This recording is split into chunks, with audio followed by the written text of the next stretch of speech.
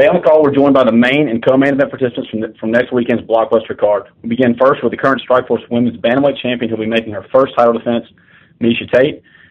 We're also joined by her opponent, who currently stands undefeated in her pro MMA career, Ronda Rousey. Also joining us on the call today is former Strikeforce champ Josh Thompson, as well as his opponent and top lightweight contender, KJ Nunes. Now I'd like to turn it over to the CEO of Strikeforce, Mr. Scott Coker. Thanks, Ryan. I'd like to thank the media for attending today's conference call, as well as thanking Miesha and Ronda, Josh and KJ, and thank you to our broadcast partner, Showtime Television, Mr. Steven Espinoza. We're excited to be back in Columbus, Ohio. Looking forward to put on another amazing Strikeforce event. But before we go to the bulk of the call, we have an announcement that just came in from Sean Shelby, and that is that Derek Brunson will not be fighting against Jacare next Saturday due to not being able to pass his medicals. We are looking for another opponent for Jacare, and fully expect Jacare's fight to be on the main part of the card. Derek Brunson's medical is something that's not severe. We can't get into it, so let's avoid those questions about any details, because we're not going to be giving out any details. They'll be expected back shortly, and Ryan, will pass it back to you. Great, thanks, Scott. At this time, we'd like to open up for questions, please. Yes, if you would like to ask a question, please signal by pressing the star key, followed by the digit 1 on your telephone keypad. If you are using a speakerphone, please be sure your mute function is turned off to allow your signal to reach our equipment. Once again, that is star 1 if you would like to ask a question. We'll pause for a moment to assemble the queue.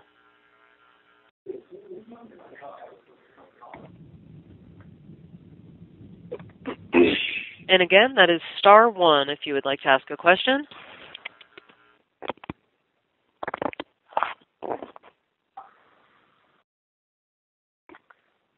And we'll go ahead and hear first from Leif Knutson with Fox News Minneapolis. Hi, this is Leif Knutson. Question for the ladies. We will start with the champ. Many people are, bringing sex appeal into this fight. Some are calling it the sexiest MMA match in the history of MMA. How do you feel about, the sexualization of this when you two are essentially going to, try and knock a hole in each other's face? Well, I think it's good to be, have the aspect of the beauty and whatnot, and I think that it's great that we both bring that element to it because, it's just something different. And I like it. I think that it's good for us. I think that it's great that we both embrace, being beautiful, empowered, strong women. And, I don't think there's anything wrong with that. And, I think that the most important thing is that we deliver inside the cage and we show that, first and foremost, we're fighters, and that's why we're here. But, we're also, women and beautiful outside the cage, and it's perfectly fine to have both. Exactly. All right, same question to you, Rana. Well, I agree with a lot of things that Miesha said, and I think that's part of what makes this fight so exciting and so anticipated is we're pretty much getting into unarmed combat where, anything's possible. Someone could die, and if you see two girls that pretty much look like, warrior princess going at it, I mean, that was a show on TV for a reason. People want to watch it. And I think that this is going to be a huge fight, and it's going to change women's MMA for a long time. Agreed. Can't wait to see it. Good luck, ladies. Thank you. And next, we'll hear from Bo Duer with ESPNW.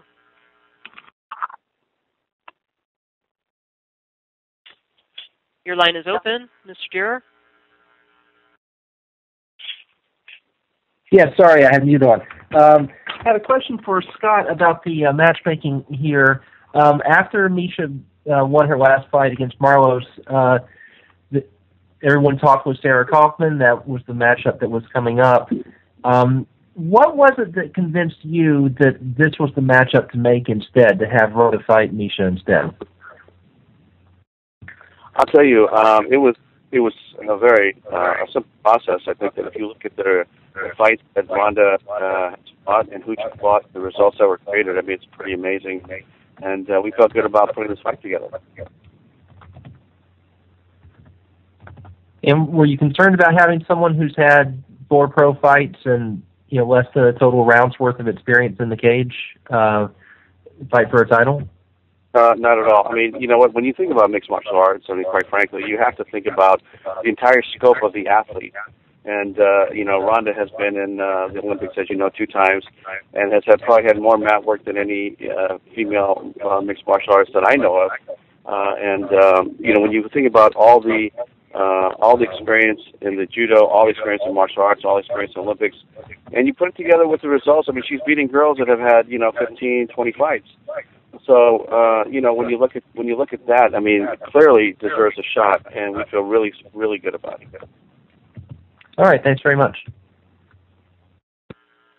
And now we'll move to a question from Sergio Nunn with USA Today. Yeah, hi. This question is for Josh. Josh, I was wondering, you know, the last few years you've had your ups and downs with injuries, and you know, you didn't fight at all last year, and I'm wondering why you think that keeps happening to you, and how you're doing these days. You know, we did something different for this camp.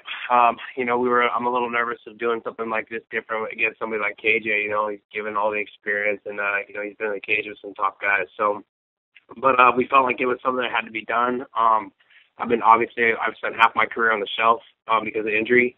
So we really cut back on the conditioning, or not the conditioning, but the workload that I was doing as far as training and for this camp. So we're hoping that it pays off. I've looked better and felt better in the gym than I have, you know, in years. But you know, like I've always told everybody that I'm not looking to be a gym hero. You know, I'm somebody that wants to come in there and make sure that I perform well, you know, on fight night and deliver a good performance. But I've also noticed too that in my Healy fight, in my JD fight, and obviously the Kawajiri fight, I just felt flat. I felt yeah, sure, I had the conditioning, the muscle endurance, all that stuff to go, but I didn't feel strong. I didn't feel up my top game like I did when I was on my 7 or 8 fight win streak. So you know, I had to get back to that, and so I started feeling better in the gym for this camp. You know, obviously a couple little injuries here and there, but that's just part of the training camp. You know, I've been training for about 12 weeks now. I had a long camp because I had such a long layoff. So I'm just focusing on making sure that I was in really good shape for this fight, given that KJ was gonna, you know, obviously he likes to push the pace. He likes to be an action fighter. So I want to make sure that I was in good enough shape to do all those things. So, you know, I just really kind of weaned back on some of the things that I felt weren't as important in this camp, and that's kind of how I got through this camp and trying to stay healthy. How concerned are you that you might lose some of your skill edge by cutting back like that? You know, actually what it was is we cut out some of the other stuff, not so much the skill edge stuff. We cut out more of the, you know, I was doing more like a plyometric CrossFit style workout 3 days a week, like intense 5 hard rounds, you know, with a minute break in between, plus sprints right after that. And I was doing that 3 days a week, plus doing my runs and my double workouts during the day. So my training with the fighters in the morning, and then my training with the fighters in the evening. So that was 4 workouts a day, 3 days a week. And I just noticed I was getting hurt and injured a lot, and my body was just breaking down.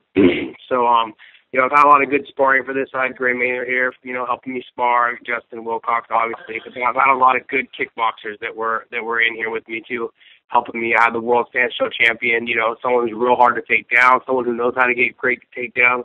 I've noticed KJ was shooting his last fight, so, you know, I had a kickboxer in a kickboxing stance, you know, really trying to push me in the kickboxing, but also trying to take me down, and, you know, me trying to get takedowns on guys like him. So, you know, I've had really good athletes, you know, in the gym helping me. So I'm excited for this fight.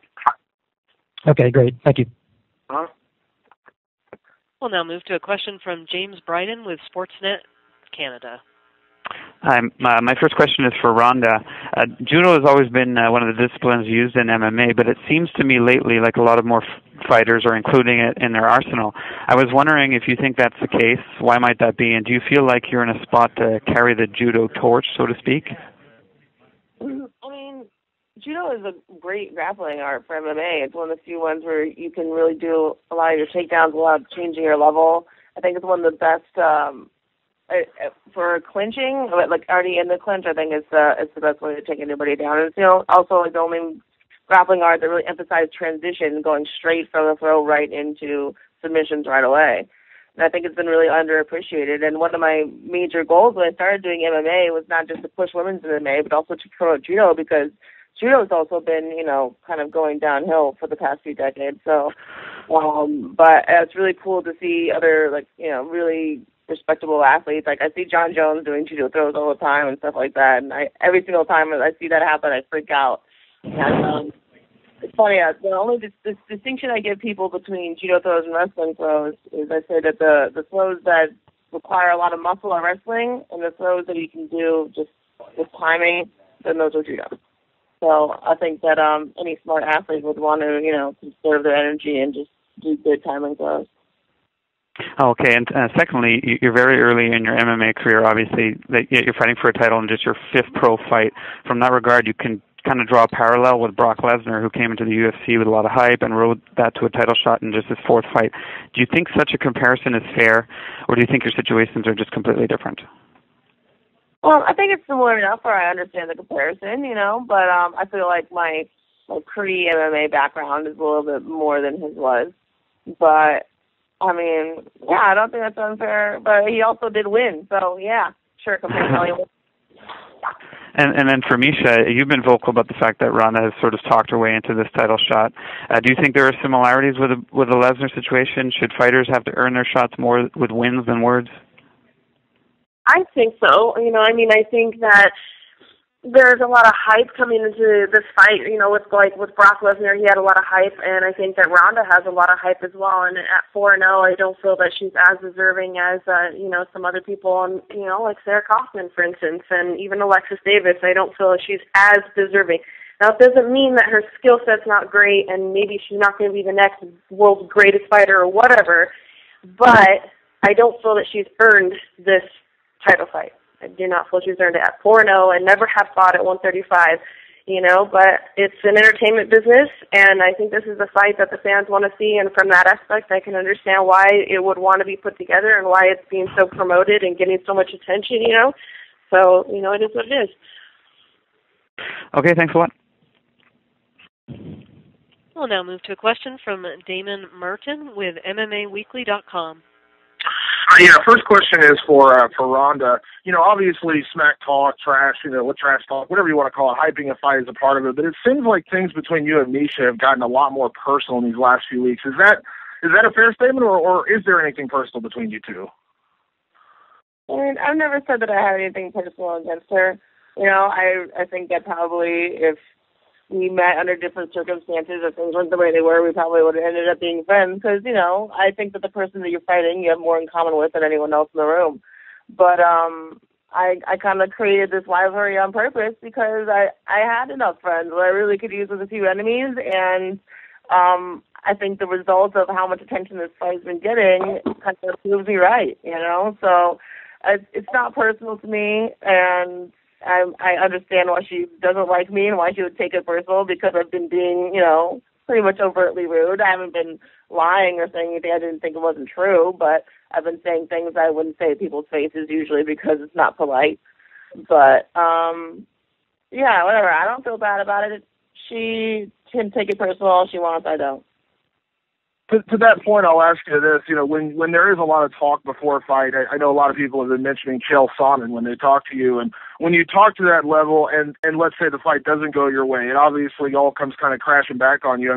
You're extremely confident going in the fight, but does it kind of back you into a corner because there has been so much hype, or do you enjoy that pressure, that extra added element to this fight?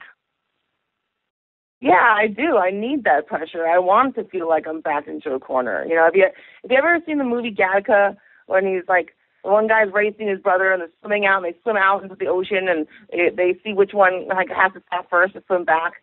And the one guy would win, and he couldn't understand why the other guy would win. He's like, why? I don't know why. And he would say that the reason why is because I didn't save anything for the trip back. I'm not saving any, I don't want to give myself a scapegoat or feel like things will be okay if I lose. I want to make sure that I have no other options, so I fight as if I have no other options. Excellent. And a question for KJ. KJ, coming off the Diaz fight, which was obviously out of your weight class, but then, the fight with George Masvidal, coming back, those last couple fights, do you feel like this fight should put you right in line for a title shot? Is that kind of what you're gunning for, a shot at Gilbert Melendez with a win over Josh Thompson?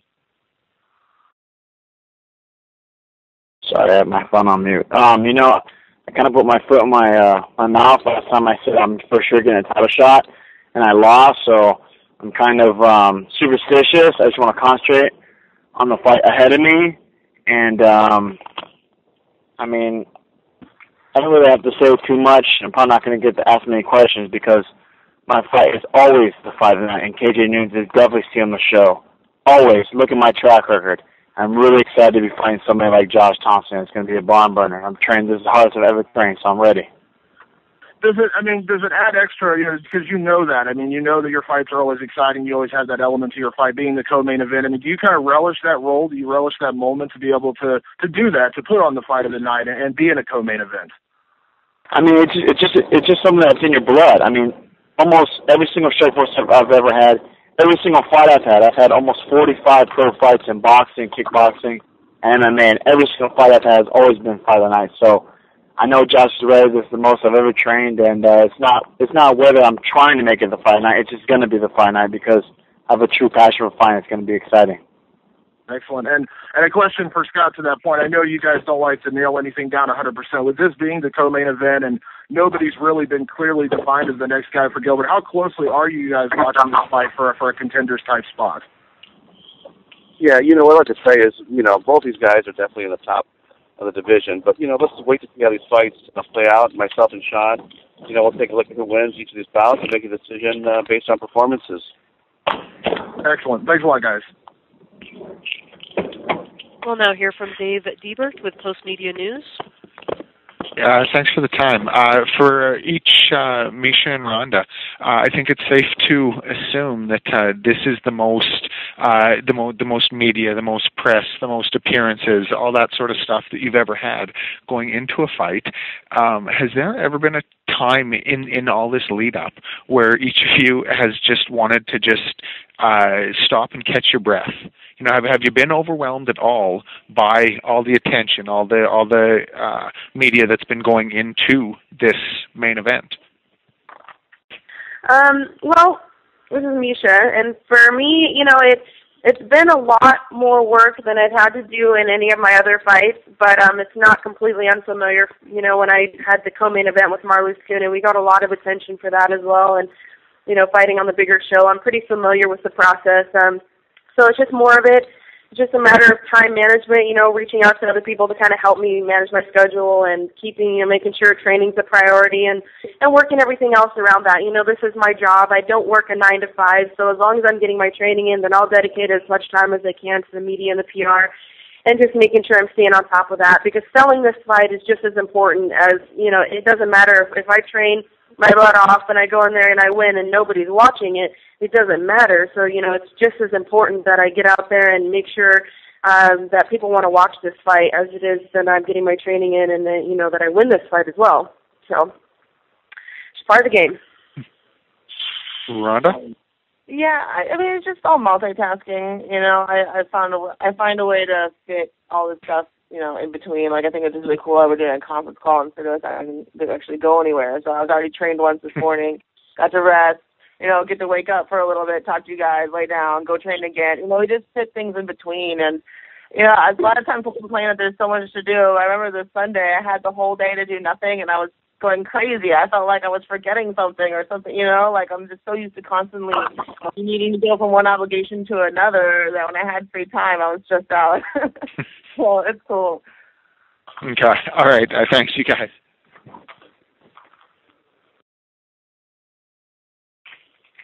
We'll now move to our next question from Garrett Dare with Bleacher Report. Hey, Misha, my question's for you. Hey, you fought some really great competitors over the course of your career, but, you know, Rhonda's a whole different threat.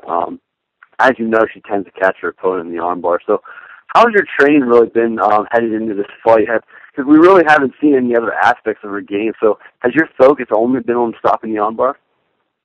No, absolutely not. You know, I mean, I'm not really that worried about the armbar, and I think the biggest mistake that I could make is to focus only on what Rhonda is going to do or what Rhonda can do versus focus on what I'm going to do and what I can do.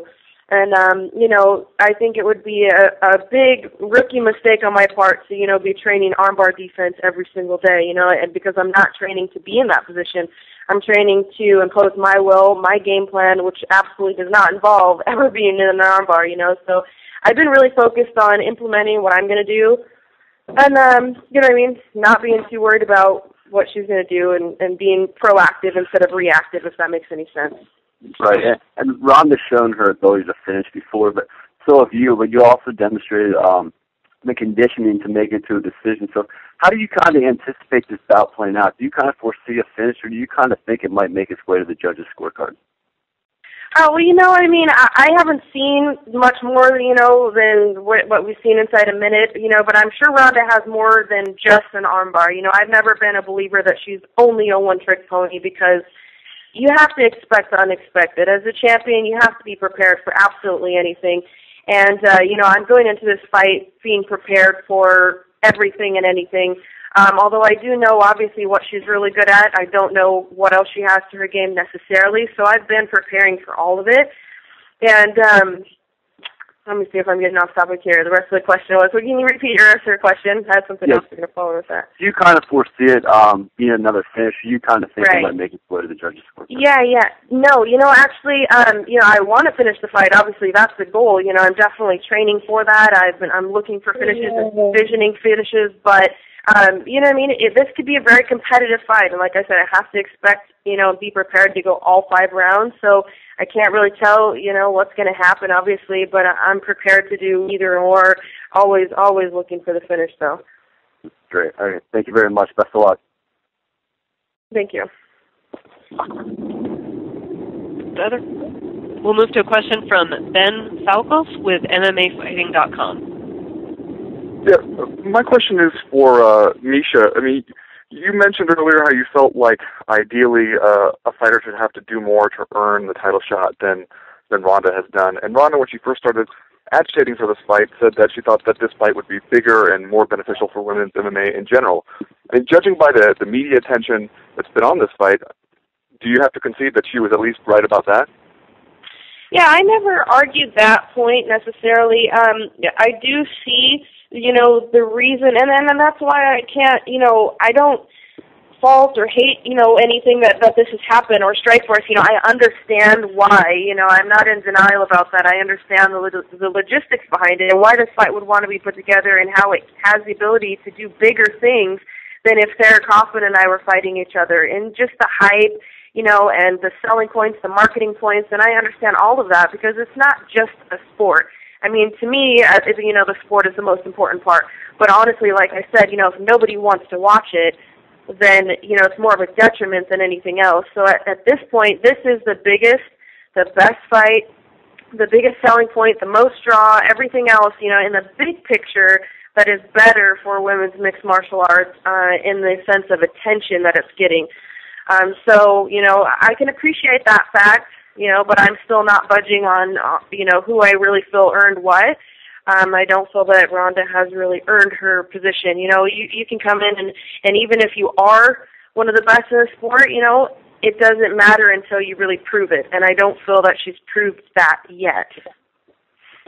Great. And for Ronda, I mean, since you mentioned that to start off with, that you felt like this would be the bigger fight for women's MMA, did you feel more pressure to get out there and hype it up? I mean, obviously you kind of turned the smack talk dial up a little bit here for this one. Did you feel like you were obligated to do that in order to make sure that this was a bigger fight, as you said it would be?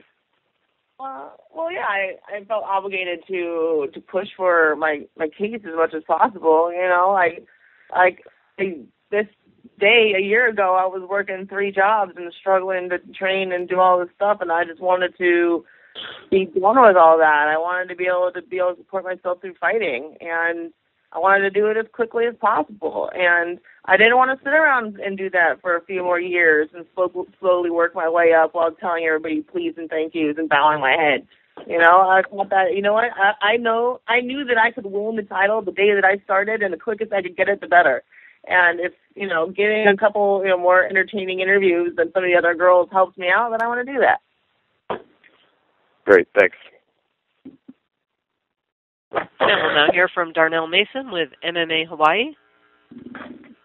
Hello. Thank you for taking my call. Quick question for both Misha and Rhonda. Can you guys give us any insight or any interesting behind-the-scenes tidbits that happened from that excellent Showtime promo vid?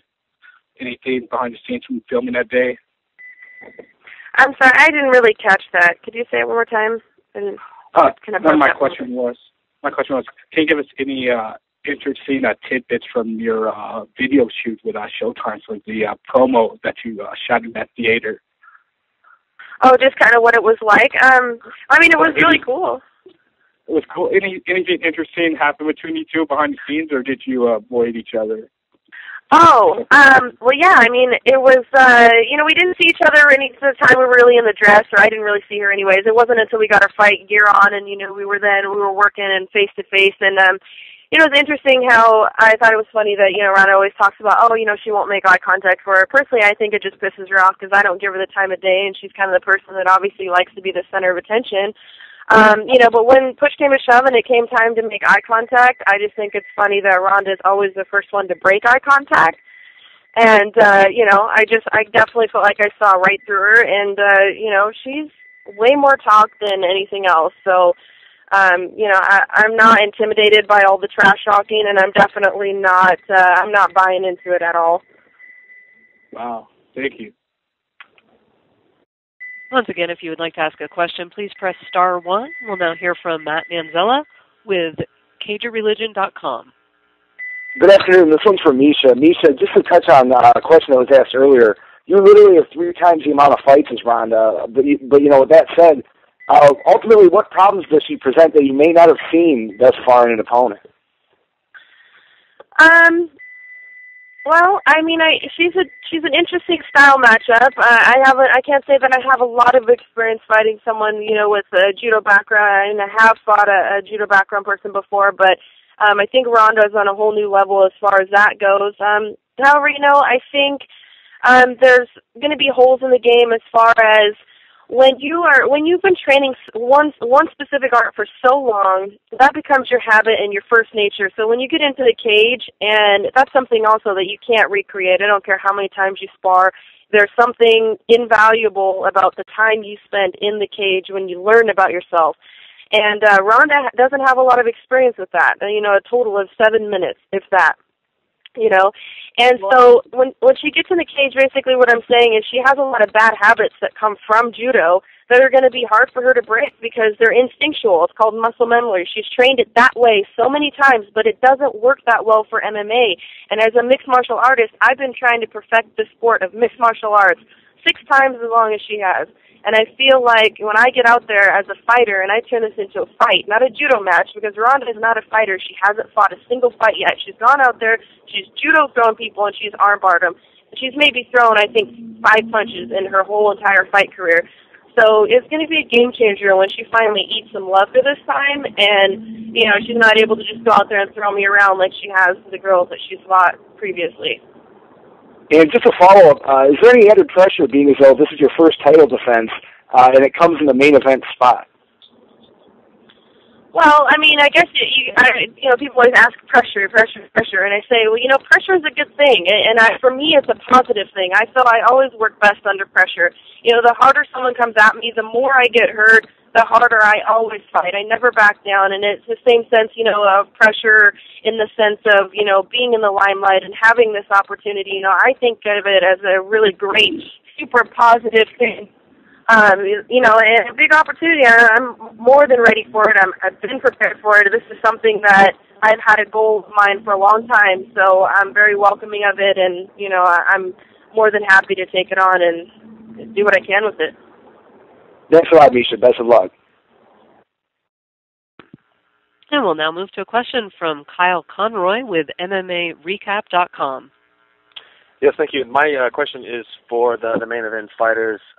Speaking of pressure, is there any unnecessary pressure put on that you feel from the two of you that's put on the media, that's put on by the fans to have a really exciting finish to carry the division of women's MMA forward in a positive manner? I've always felt like that. It's not the fans or the media that make me feel like I have to finish and I have to be exciting. It's situation of women's MMA in general. You know, we're not just fighting for one victory for ourselves. We're fighting for an entire sport every single time that we fight. So I don't feel like that pressure has changed at least a little bit. You know, I fight to be exciting and to finish because that's what the women need. As for me, I guess it's basically the same thing. I just feel like we have a responsibility as women to stick together and really try to help out the other girls, especially because we're getting, Ron and I are getting the opportunity for the limelight. So the thing about women's MMA, when you have very little opportunity for mass exposure, you've got to make the most out of it. It's got to be the most bang for your buck, because women's fights usually get maybe one televised spot out of the whole fight card. So let's say there's 4 or 5 spots. Women get 1. The guys get 4 or 5. Every fight card I've ever seen, there's usually been one fight that's really exciting, at least, and one fight that's, mediocre, maybe even really terrible and boring. Sometimes that happens in the women's MMA as well, but when we only get that one small opportunity to shine, we don't have a broad spectrum of all these women's fights getting shown so we can show the depth and dynamic, some are exciting, some aren't. All of women's MMA gets based kind of on one fight, because that's the fight that's getting exposure. It doesn't matter about, the smaller fight card cage sport that has this fantastic fun seeing that, so there's added pressure in the fact that, a lot is riding on our shoulders for the future of women's MMA and how people see it and whether they respect it or not. So it's really important that we perform well. Great, thank you. I have a follow-up there for Scott Coker. What is Strikeforce, what's their plans for the women's division for the rest of 2012? I mean, it's, really business as usual. I mean, it's proven that if you look at our history and our track record, we've been, supporting women's mixed martial arts fights since we were allowed to have mixed martial arts in California. It started with the Gina Carano versus Elena Maxwell fight in December of '06. So, we've been strong supporters of the female division, and we're going to continue. And so, throughout this year and into next year, you're going to see women's fights on Strikeforce and on Showtime. Great, thanks.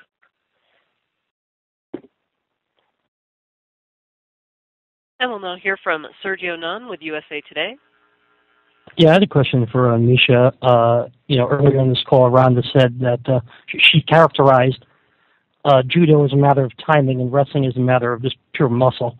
And I was wondering how much you would agree or disagree with that. I completely disagree with that at all. I think some of the best wrestlers in the world are that have good timing. I mean, it's not all about brute force and everything like that, although wrestling is, I believe, a much rougher sport. It involves more upper body strength and a lot of times more battling, more grinding, more pressure. It's a very rough and tough sport. But when it comes to the throws and whatnot, that's all about pressure, leverage, using their weight and body dynamics against the other person. There's different styles of wrestling too. There's collegiate, there's freestyle, there's Greco, and those are all different. So you can't just, really sum it up to say, this or that about what specifically, because there's kind of a lot of different ways that you can do it. But basically, when it comes to the throws and whatnot, I would completely disagree. John Jones is not a judo player. He's a wrestler. Therefore, the technique that he's using without a gi in mixed martial arts is wrestling. All the same throws that are in gi, judo, and whatnot are also in wrestling. When you take the gi away, they come from over-unders, and that is absolutely wrestling-based, and I completely disagree with the muscle versus, not muscle, and that having any comparison to being judo versus wrestling. All right, thank you.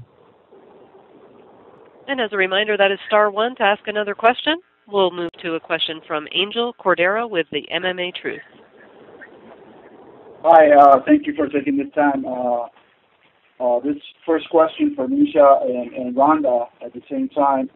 If you could make a case for women's MMA to force the excuse to say it like that Dana White is putting up to not have women's MMA in the UFC, that there's not enough depth in the divisions. But what can you tell the public, the fans, and the ladies that are practicing any of the disciplines involved in MMA to seduce them to come into the sport and start fighting? Well, I'm not sure if I caught the very tail end of that. You kind of broke up on me. I caught everything about Dana White and the women. What did you say about the women coming into the sport?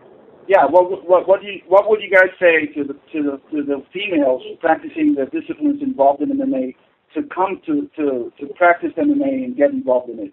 I gotcha. I mean, I would encourage them. I'd say more power to you. We need more of you because some people might think, you don't want more so you can stay on the top, or, it means a lot of people would think the less depth, the better. Maybe for one person, honestly, but when you think about the big picture, we need more women to have success. We can't do it with, one or two top females. We need a lot. We need not a face of women's MMA, but faces and stars, more than one, so that everyone can have their favorite pick, and we can have lots of diversity and lots of great matchups and lots of stylistic, differences and a broad spectrum of wonderful female athletes that can put on amazing fights. And, I definitely always encourage girls to go out for wrestling or, start jiu-jitsu or whatever it is. And, the young girls, I always try to encourage them and, tell them, I did it when there wasn't women doing it at this time. There was no women's wrestling teams. I was wrestling on the guys' team, and look how much it's changed, and you have so much opportunity here. Definitely need to take advantage of it if it's something that you want to do. And Rhonda? I think what you needed to do to encourage people to start something is, to get women to do MMA, they need to think that they have a future in it. That's part of the reasons why I quit judo, is because I didn't think I had a future in it, and then I think what we can do to encourage them is make them look, this is sustainable, we're making a living off of this.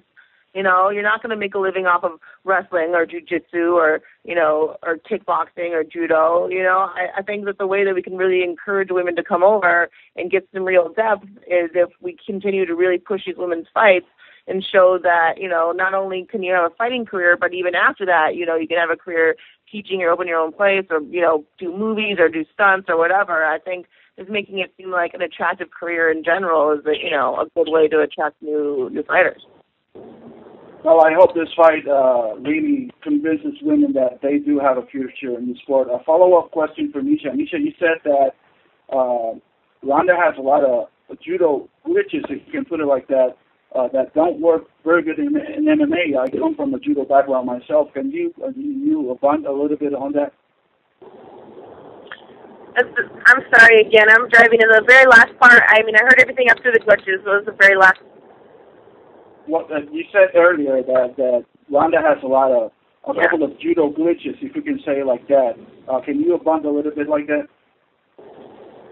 Well, I think I basically got the gist of your question there. And, basically what I'm trying to say is whenever you take a piece of the puzzle and you try to finish the rest of the puzzle, you have to make adjustments because judo is not mixed martial arts. Wrestling is not mixed martial arts.